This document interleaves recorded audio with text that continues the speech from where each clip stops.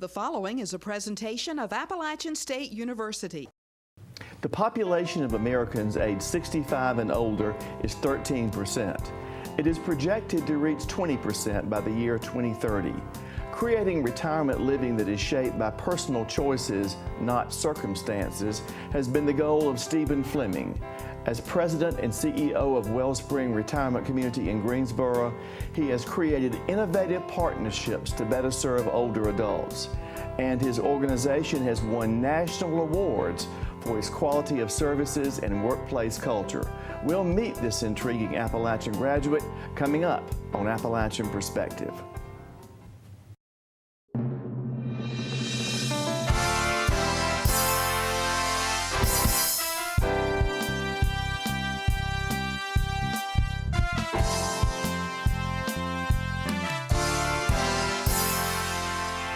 Welcome to Appalachian Perspective. My guest today is Steve Fleming, President and CEO of Wellspring Retirement Community in Greensboro.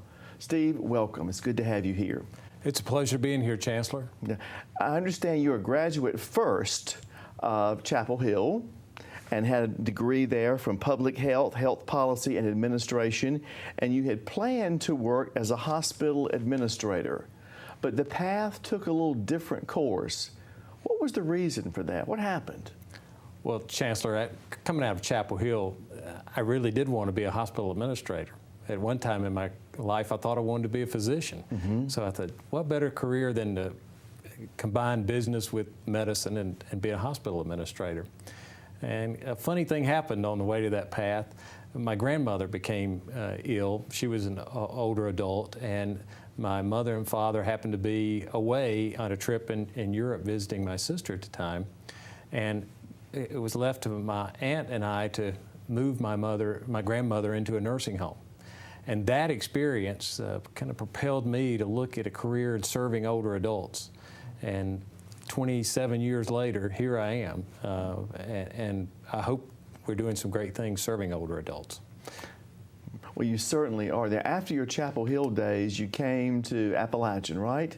I did. Okay. I did my MBA the hard way, as they say, through an evening program. It was a great program that Appalachian was able to offer back in the mid-late 80s when the professors actually came down the mountain, and we were able to go over to an annex campus in Winston-Salem.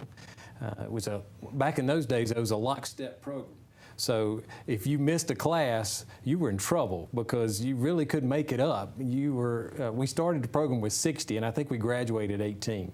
So it was quite an attrition rate there because of the rigors of the program, but it was an excellent program that I had here at Appalachian and really helped me further my career in older adult services. And as I say, today I find more affiliation with Appalachian because of the experience I had with my MBA program. Well, you certainly have a great product in Greensboro, and you've been quoted as saying that to run a facility like this is part business and part social work. Talk a little bit about that. How do you... Well, Chancellor, one of the things that I always like to compare the position to is almost being mayor of a small town. Obviously, you have to have a business acumen for what we might term the profit and loss statements, but you also have to have the ability to interact with other people, primarily residents, but staff, because you obviously have to get the job done through and with those individuals. So one of my strong suits has been my interpersonal skills and my ability to use that in addition to the training I had here at Appalachian and at Chapel Hill to prepare me for the business side of running continuing care retirement communities and now other aging services. So it is part being almost a social worker in the sense of being able to listen to residents. Listening skills are at a premium, what we do, and the ability to understand their needs and the ability to understand that older adults have just as much to offer at 80 as they did when they were 40. So how do we provide them as much ability to run their own affairs, but yet keep the operation ongoing for a new generation of older adults that may come later on? Well, anywhere I go in North Carolina, when I mention Wellspring, people know about it, they have a relationship to it somehow, and it has that quality name to it.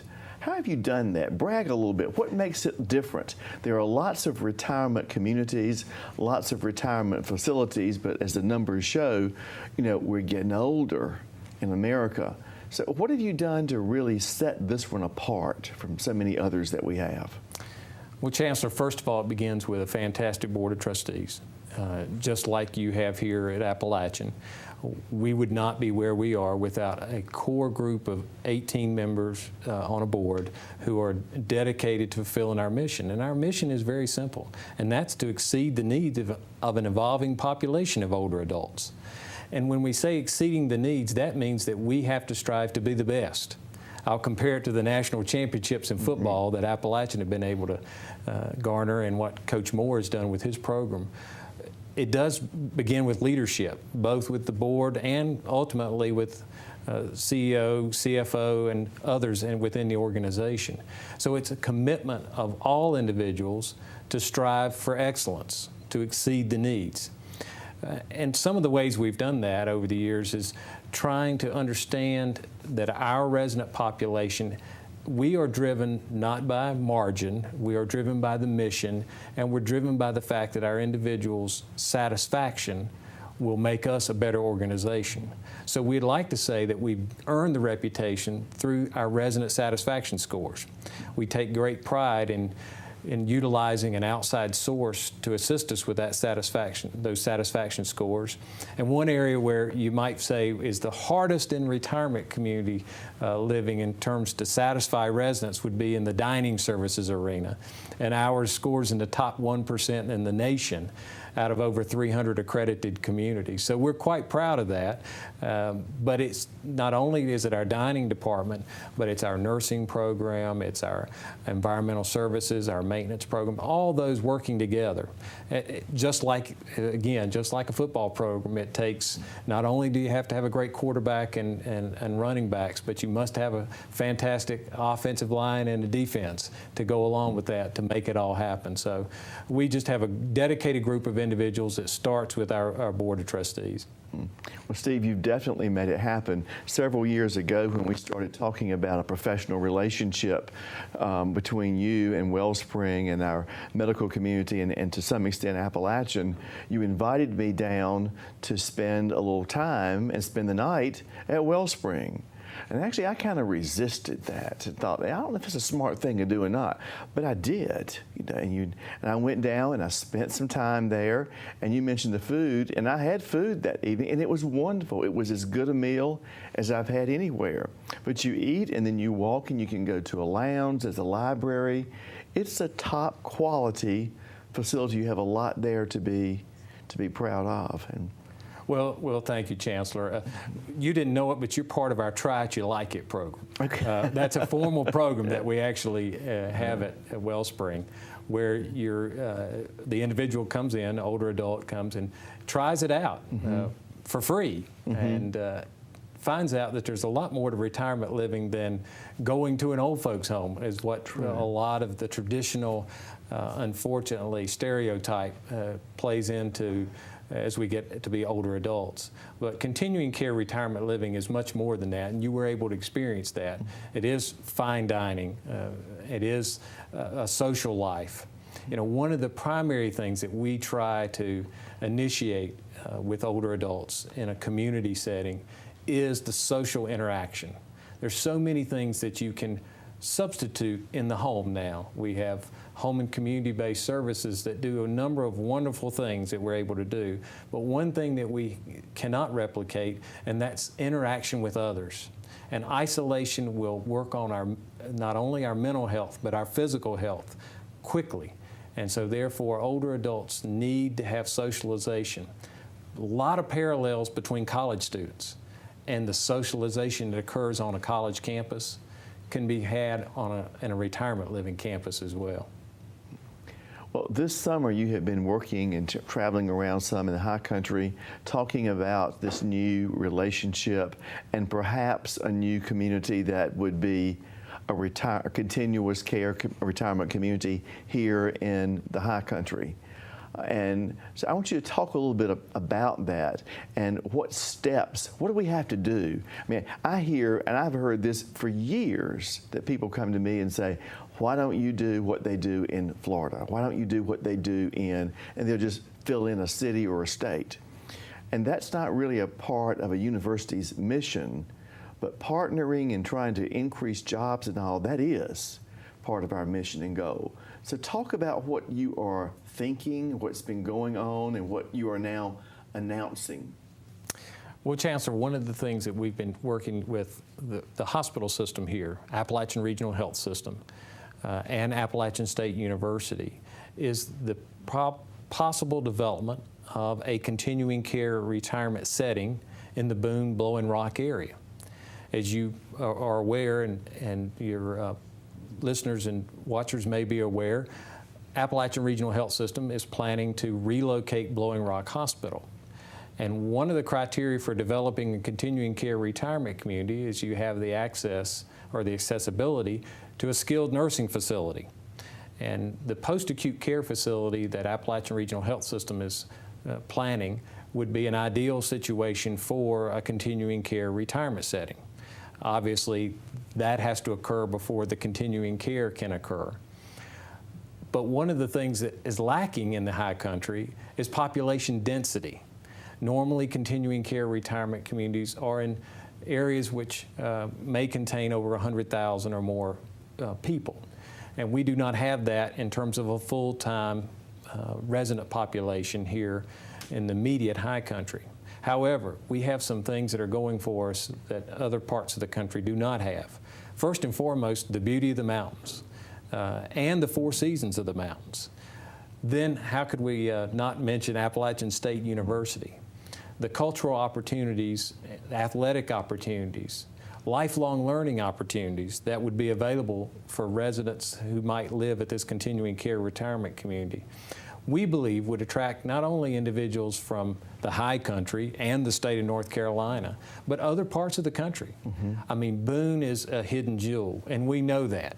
I know I grew up in Surrey County, and I can remember the days of the two-lane road up to Boone. Sure.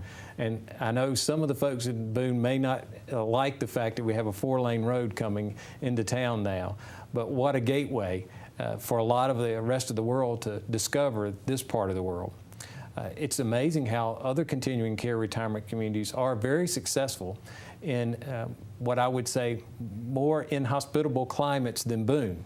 You know, when you talk about Boone outside of the High Country proper, you hear a lot about, well, it's how are you going to deal with the winters? It's cold. Well, most of the rest of the country north of North Carolina are very cold, and that's where most of the population of the United States lives. So it's not something that we don't think we could overcome as part of a continuing care setting. Some of the things that we're doing right now, unlike a manufacturing facility who can, what I call, fly under the radar screen for a while they're scoping out potential locations, it's very difficult for us to do that as we understand the potential of a continuing care retirement setting here in the High Country.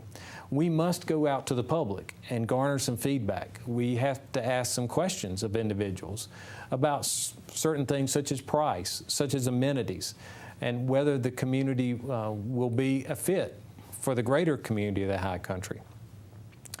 These things now, continuing care retirement communities, are substantial investments.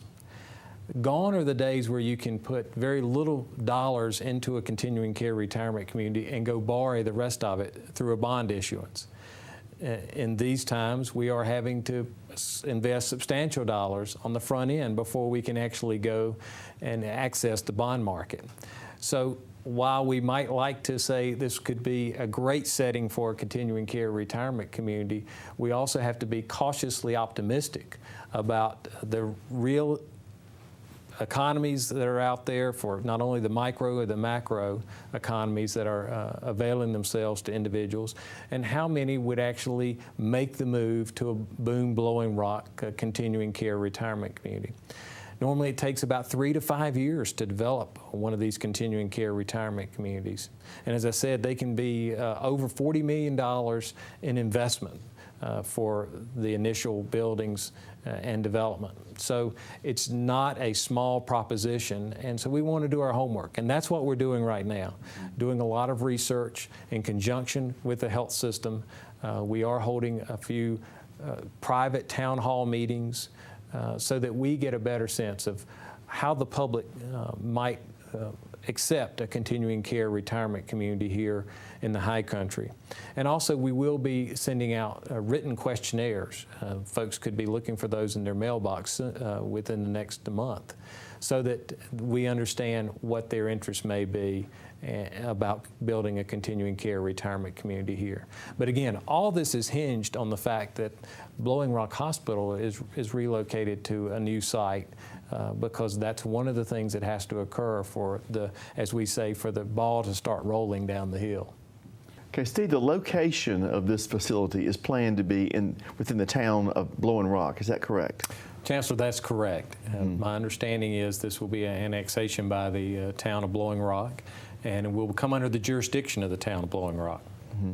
And I've heard, and I was out of town at the time this happened, that they have approved water and sewer for the project. So that's a positive sign, like things are moving on. That's good. That's a very positive sign. Yeah.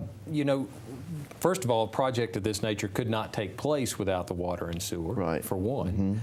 But these projects are great for municipalities. They have low impact on schools, they have low impact on traffic, they have low impact on police.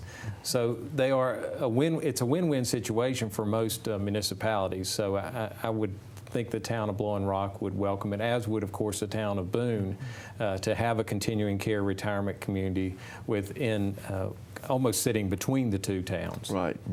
Yeah, low impact in terms of services, but from what I'm reading, it's high impact on the economy. Because you mentioned a while ago the construction is somewhere around $40 million. Well, that's a pretty significant construction project with the economy that we have today. And I believe from the time I heard you speak at one of the first meetings that the annual payroll is around $10 million? Can be in excess of that. The annual operating budget can be up to $20 million for a continuing care retirement community. And as you say, that's part of that win-win. The economic impact is great. Could be 200 plus jobs created, not to mention the temporary construction jobs that are created when the facility is first being built. So it's one of those things where town doesn't have to put a whole lot into the project, and the project gives a whole lot back to the town. Creating 200 jobs, that's great. You know, we need that. The state's all about jobs at this particular point, and should be. So that's a very positive thing for us in the High Country of North Carolina, for sure. Well, we would definitely love to see it. And as I say, once the post-acute care facility is built, which will add jobs in and of itself, then the continuing care retirement community could come right behind with even additional roles. And these are multidisciplinary jobs in terms of not only would you think of nursing, but you have things such as dining services, culinary services. You have administrative jobs, clerical jobs, maintenance jobs, all that. It sounds like we might be competing with Appalachian State for some workers. Yeah, I hope think we're not we'll be doing providing you with some people to do all that work. That's true. You will be. And not to mention the fact that this would be great for students. Right. Obviously, at Wellspring in Greensboro, we employ 16 to 22-year-olds en masse in our dining program. Many of them stay with us for 6 years. They start when they're 16 and they finish when they're 22, when they're coming out of college. And that's a great thing to observe as CEO, is to watch these young people interact with older adults. That in and of itself, and many of these individual young folks come to me and say, this has been such a rewarding experience. I love this job. Chancellor, I sign everyone's performance review at Wellspring, and they have the opportunity once they have, I'm signing last, if you will, and they've had the opportunity to rebut or confirm maybe their performance review. And it's amazing the individual responses I receive about how they love working with the residents and how they love what we've created there as a community. And we hope to do that here in the high country. And what better source than Appalachian State students to do that? What is, if you locate here, well, you will locate here when we get it all done, what's your closest competition? That's a good question. Really, one of the things that attracts us to the high country is that there are no continuing care retirement communities in this area. Mm-hmm. We have other aging services providers in the area. We have those that provide both skilled nursing and maybe even assisted living, and we have home care providers. And they all do a wonderful job. But the idea behind a continuing care retirement community is we bring that all on one campus. And we really don't have anyone in this immediate area. You have to go down the mountain for that, as they say. The Hickory area has continuing care retirement communities, as does the Winston-Salem, Greensboro, High Point, Charlotte areas, Asheville. They, again, primarily located in more major metropolitan areas, but can be located in smaller towns, especially those connected with university settings. I was fortunate enough to lead a community in Hanover, New Hampshire at Dartmouth College. We had 9,000 people in Hanover, so less than here in Boone, and it's one of the most successful communities, maybe second to Wellspring, in the nation. So it can be done. There's a very successful community in Lexington, Virginia, one of the former Southern Conference schools, VMI, that's located there, as well as Washington and Lee. And again, that's a very small town. Oberlin, Ohio. I can think of many other settings where the towns are small, but yet people can still have a continuing care retirement community there. And again, part of that is due to the university affiliation. And here, kind of the icing on the cake is the healthcare system affiliation that this would entail. So, short answer, there really is no other continuing care retirement community once you get above 1,100 feet. Okay. All right. So no real competition or significant competition. So the market's not saturated with this. And with the possibility of creating maybe 200 jobs or more, $10 million payroll, and $40 million in terms of construction, it just sounds almost too good to be true. So what are the steps? What do we have to do to get you to come up here with a shovel? Oh, well, it's not just me, first of all. I mean, that's the great thing about what we're trying to pull together here. This is going to require partnerships and cooperation between at least 3 entities. And again, this is Appalachian Regional Health System and Appalachian State University. And for the 3 of us to work together to make something happen, what has to occur at this point is, as I said, we continue the exploration and the research. And we will reach a point later in the year, more than likely, where we make a decision as a group. Do we continue to invest some dollars? Is it worthwhile to continue the project forward, or do we not? Mm-hmm. And then once we make that, that's a decision where we begin actually pre-selling potential slots in the continuing care retirement community. One of the things that we're going to be testing as part of our research is, what is this retirement community? Is it what we call an entry fee retirement community? Is it an equity retirement community? Or is it a rental retirement community? All of those things we'll be testing in the research. And once we decide which way to go, we'll have to do some pre-selling of the particular setting. So if we were to go, let's say, the traditional route, which is to issue bonds through the North Carolina Medical Care Commission, much like a hospital would issue bonds, and in some cases very similar to what university bonds are initiated. If we were to go that route, we also would have to have pre-sales of 70% of the units.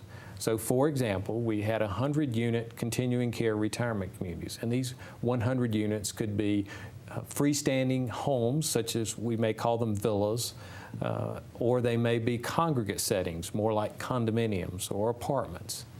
So we had 100 of those. We would need 70% of them to be pre-sold with a 10% deposit if we went the entry fee route. If we went the rental route, it's a little, you don't have to do the pre-sales as much, but you do have to have the pre-leases in place. So regardless, there's the big time frame issue that comes into play. Is once the three of us decide this is a great thing for the high country and we're committed to it, then we have a period of time where we have to undergo these pre-sales. And that it may take up to 18 to 24 months. And so, and with the economy the way it is, we do still have the ripple effects from a downturn in the real estate market that is affecting older adults' decisions to move to continuing care retirement communities. We believe we'll come out of that trough in the very near future.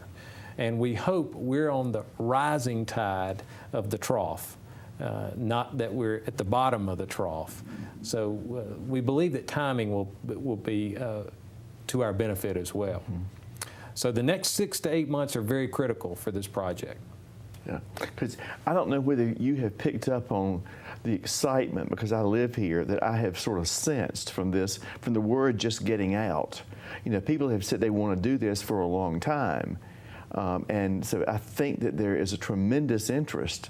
I don't see any reason why this won't be successful. I know that we have to document this. You've got to have signed contracts and dollars in hand. I get that.